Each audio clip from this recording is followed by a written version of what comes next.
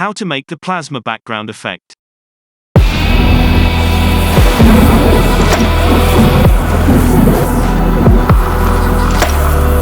Today's video is sponsored by the youngest playboy of the world.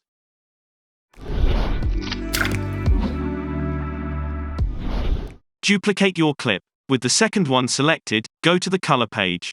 In the Magic Mask tab, change the mask to person, make sure that the toggle mask overlay is activated, and change the quality to better. Draw a line in your subject, and hit the play button. Once the mask is done, change the mode to grow, increase the radius to 1, and the blur to 50. In the Nodes window, add an alpha point and connect the blue dots. Back to the edit page, right-click in your masked clip and render it in place. Use a codec that can include the alpha channel. Delete the second clip, and right-click to the first one, make it a new Fusion clip, and open the Fusion page. Add a merge node, this one we are going to use it later. Add another merge node. Go to the media pool and bring your masked clip in the flow. Connect it to the second merge node as a foreground. From the effects library, under the templates, Fusion, backgrounds, bring the plasmic node to your flow, and connect it to the first node as a foreground.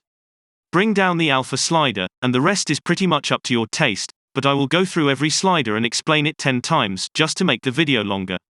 For the last step, select the first merge node, right-click to the blend slider, and use this simple expression, or you can modify it with shake. If you liked this clip, subscribe to this channel. If you didn't, guess what?